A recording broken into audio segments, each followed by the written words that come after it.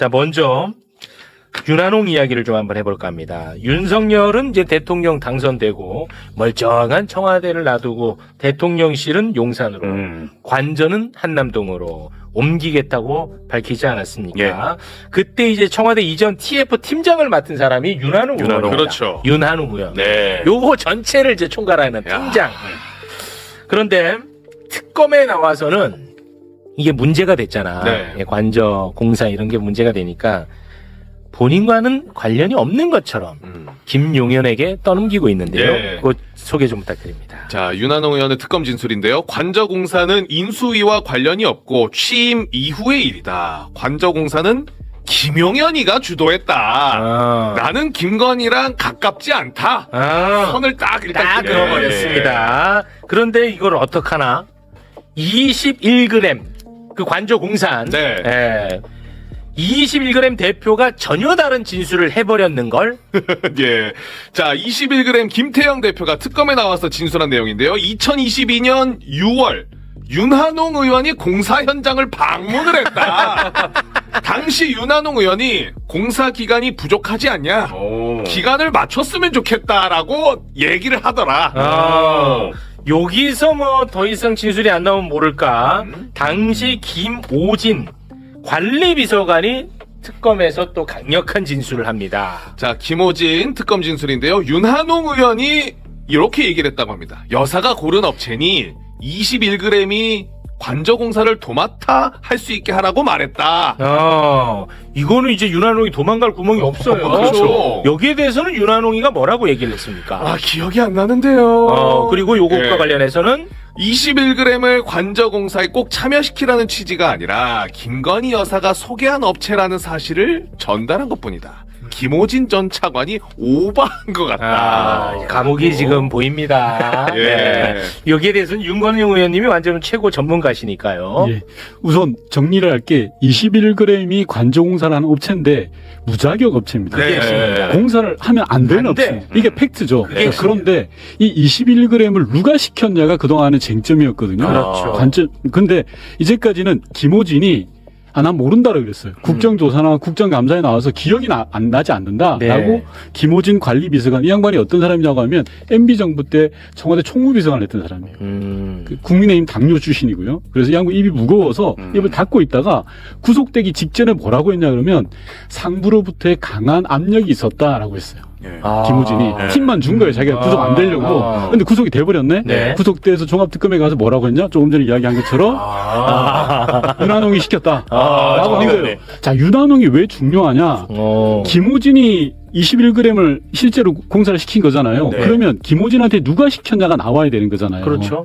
누구나가 다 김건희가 시켰을 거야 라고 하는데 증거가 없었거든요. 그렇지. 그동안 증거가 없었잖아요. 그거 중요한 퍼즐이구나. 네. 그런데 윤한홍이 누구냐? 친윤 3인방 중에 핵심 한 명이잖아요. 네. 친윤 3인방 중에. 윤한홍이 등장을 한 거예요. 윤한홍이 김호진한테 야, 여자 업체다. 무조건 해. 라고 지시를 한 게 나오니 바로 윤한홍을 시킬 사람은 누구냐? 김건희가 나오는 거예요. 그게 딱 떨어지네. 퍼즐이 맞춰지는 거죠. 네. 그동안 불법으로 가득 찼던 관저공사의 핵심이 누가 지시했냐라는 건데 그 제일 꼭대기에는 김건희가 있다라는 게 드러난 거죠. 연결 찹찹찹되네. 찹찹되네. 딱 맞네요. 그 윤한홍은 뭐 이렇게 되면은 저는 100% 기소할 수밖에 없다 안 생각합니다. 되기가 어렵네요. 네. 이건 빼박이네. 마지막 남은 하나의 퍼즐. 예. 이 부분은 저도 저희 동네 분이 저 공사에 들어가서 실제 공사를 했답니다. 그래요? 현장 현장에 참여하셔서. 노동자로. 네. 네. 근데 이제 빨리 기간 맞춰야 된다고 해갖고 공사하고 나서 뭐 예컨대 벽지를 바르면 그거를 드라이로 말리면서 시간을 당기기 위해서. 그렇게 재촉을 했다 그러네요. 그래서 저 부실공사라고 저거 큰일 난다고 저한테 얘기를 해서 제가 제보를 했는데 그래요? 원래 자연건 줘야 되는데. 부시고. 네. 무조건 빨리 하라 그래서 아까 보니까 시간이 부족하다. 그거 나왔어요. 그러네. 그 일맥상통합니다. 그러네요. 예. 관저 부정공사 불법의 가장 꼭지점에 김건희가 있다라는 게 드러난 거거든요. 지금 보도 중에 조금 전에 소개 안 된 것 중에 하나가 뭐냐면 또 김건희가 대통령실 공사를 또 하지 않습니까? 용산에. 네, 용산. 그걸 할 때 경호처 관계자들을 불러 모아서 자기가 마치 이 공적인 업무를 수행하는 사람이냐 대통령이냐 지시를 다 했다는 거예요. 용산 대통령실은 이렇게 해야 돼. 내 컨셉하고 안 맞아. 바꿔.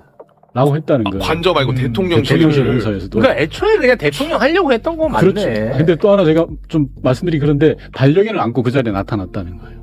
그 지시할 때요? 근데 생각해 보세요. 와. 김건희는 그 어떠한 공적인 위치에 있는 사람이 아닙니다. 아니죠. 그럼요. 인간인이죠. 인간인이에요. 네. 다만 대통령의 배우자기 때문에 공적인 대우를 해주는 거잖아요. 그렇습니다. 그런데 자기가 마치 와. 대통령이냐 경호처 간부들 모아놓고 지시를 하는 거예요. 일일이. 개 안고. 반려견 안고. 영화 캐릭터다. 그 방송에 나오던 장면 같잖아요. 아, 영화 캐릭터. 네.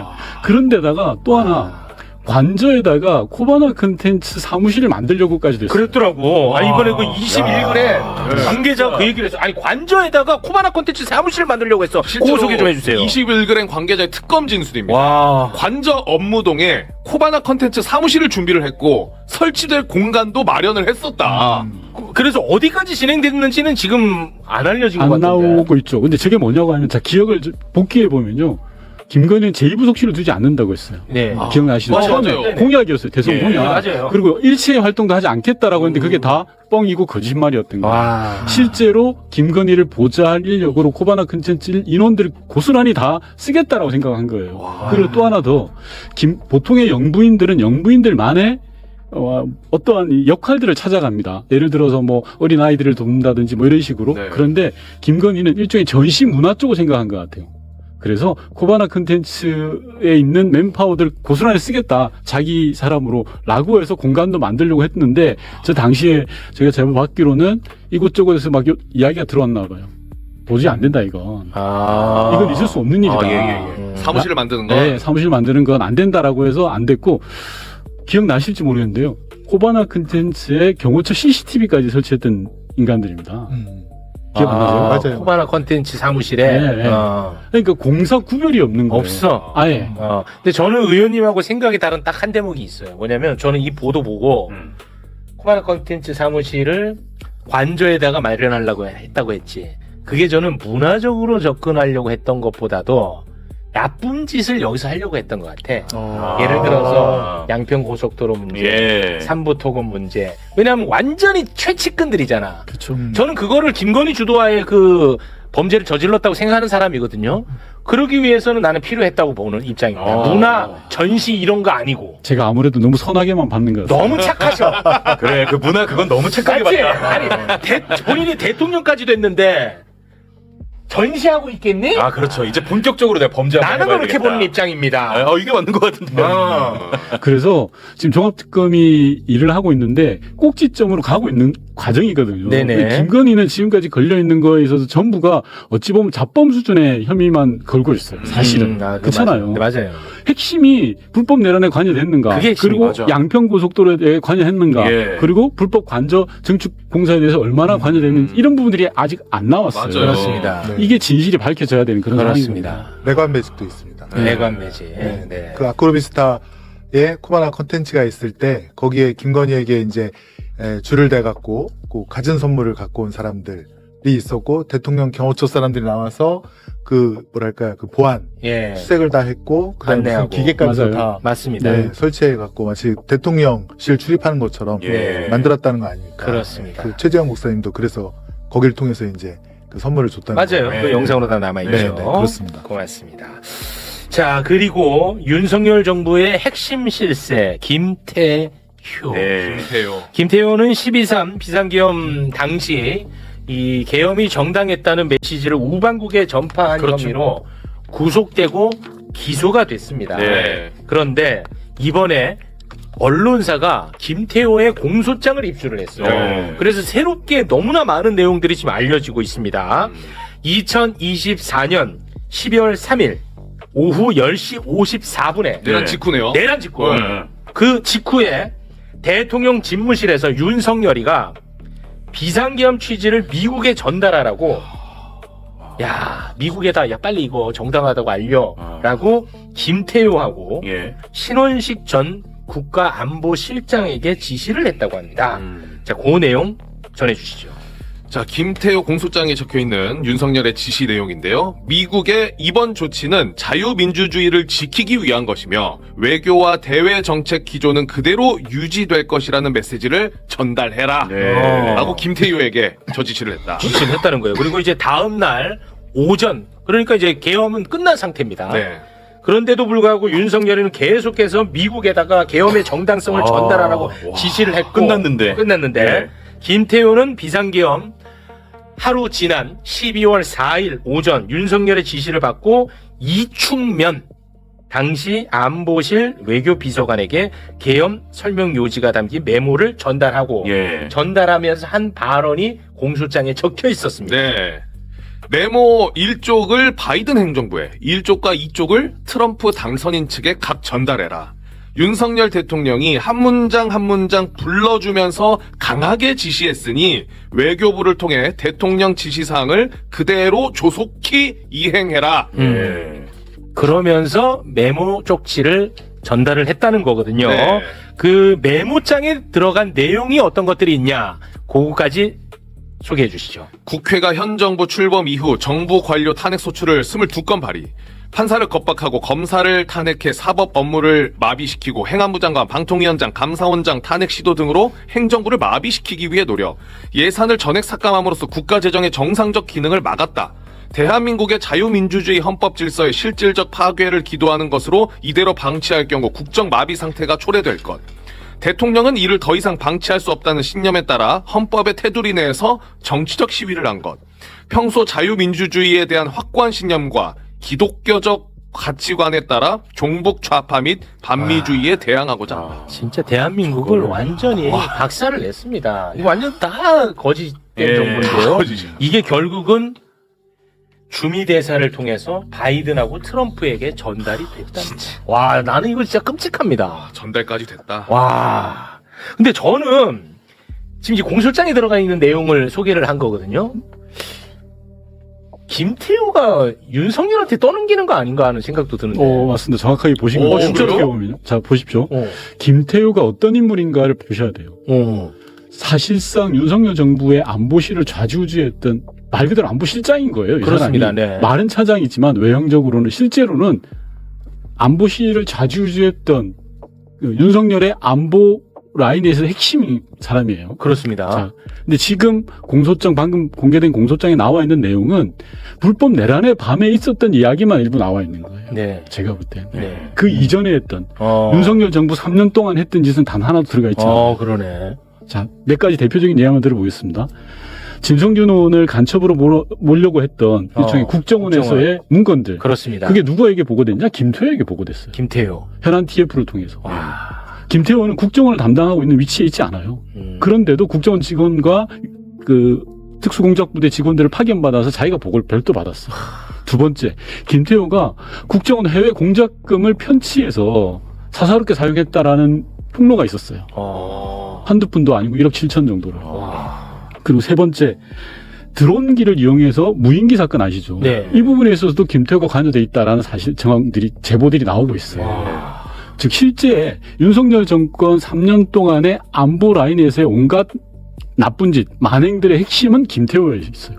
그런데 지금 공소장에 나와 있는 내용은 불법 내란의 밤, 그날로만 자른 거예요. 그리고 그 내용의 핵심도 윤석열이 시켜서 한 거예요.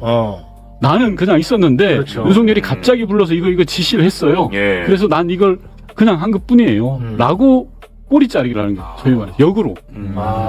역으로 사실 이 머리 자르기야, 예. 사실은. 머리가 아니라. 이 그렇죠. 윤석열이 나 화를 냈으면 좋겠어. 그래서 얘 다 폭로했으면 좋겠어, 윤석열이가. 아마 김태호도 이제 하나하나 나올 겁니다. 김태호가 워낙 나쁜 짓들을 많이 했기 때문에요. 그러니까 이게 핵심이거든요. 그럼요. 그런 거에 비해서는 이거 솔직히 조금 잔발이 같아요. 그럼요. 예, 뭐 너무나 무궁무진한데요. 여기 네. 조금 이따 출연하실 박지원 원장을 없는 죄를 억지로 만들어서 간첩 리스트에 들어가 있었고. 했고 서해 공무원 사건을 공무원. 말아넣었던 말아넣었던 것도 김태호예요. 와. 한두 건이 아닙니다. 김태호가. 와. 근데 김태호가 이거 보면요. 이거 이제 미국에다가 계엄의 정당성을 알리라고 전달하는 거잖아요. 근데 처음에는 보니까 문건으로 전달을 시켰는데 외교부에서 그거를 문건으로 전달을 안 했나요? 아닙니다. 그래서 김태호가 불러줬다는 거고요. 정확하게. 불러준 거야, 입으로? 예, 불러줬. 조금 전에. 그러니까 김태호는 그러면 물증을 안 남기려고 불러준 건가? 그럴 수도 있죠. 그럴 가능성도 있는 거죠. 왜냐면 알리바이까지도 네. 만들어 놓은 사람이거든요. 그렇죠. 예. 그럴 개연성도 있다고 봐요. 뭔가 좀 꼼꼼한 느낌이 그리고 들어서. 기본적으로 아까 시간을 우리 체육 진행자께서 이야기했는데 54분에 10시 54분. 10시 54분에 윤석열이 지시를 했고 예. 11시 몇 분에 바로 김태호가 다음 단계로 넘어갔다는 거잖아요. 그렇습니다. 그렇게 빨리 될 수가 없어요. 한번 합리적 의심을 가져보세요. 저는 김태호가 그 이전부터 알았다고 생각하는 사람 중에 한 명입니다. 10시 54분이 아니라 그 이전부터 내란을 어떻게 모르겠습니까? 안보실의 핵심 포함인데 그러니까. 군이 말이 안 움직이고 되지. 사령관들이 움직이는 걸 어떻게 생각해보세요. 예를 들어서 방첩사령관이 자기가 살기 위해서라도 김태호한테 미리 이야기했을 거예요. 대통령이 저를 이렇게 보자고 하는데요. 이런 식으로라도. 그렇지 않겠습니까? 그럴 것 같아요. 그래서 김태호가 사전에 몰랐을 리는 저는 없다라고 생각합니다. 그래서 아까 10시 54분 이야기한 것도 말씀하신 대로 머리 자르게. 당일날로. 알겠습니다. 저희가 요거 네. 종합특검법을 개정하면서 30일을 더 수사할 수 있게 하고 또 국방부를 포함한 인력을 20명 더 추가 요청할 수 있도록 이렇게 만들었는데요. 네. 그다음에 이제 거기에 주체에 김건희뿐만 아니라 윤석열도 들어갈 수 있도록 하고 그다음에 증거인멸죄 등 죄도 몇 가지 명확하게 추가를 했습니다. 근데 이제 국민의힘은 이제 필리버스터를 해서 반대를 한 거죠. 통과하고 맞습니다. 싶은데 반대를 했는데 이제 종합특검 보면 이제 점점 핵심으로 다가가고 있다 그런 네. 생각이 들고 이제 김태효를 비롯해서 하나둘씩 이제 나오기 시작하더라고요. 그래서 좀 더 국민 여러분께서도 또 최고위원께서도 관심을 가져야 갖고 돼. 맞아요. 계속 수사의 어떤 예. 성과랄까 핵심에 대해서 예. 알려도 좀 주셨으면 좋겠어요. 알겠습니다.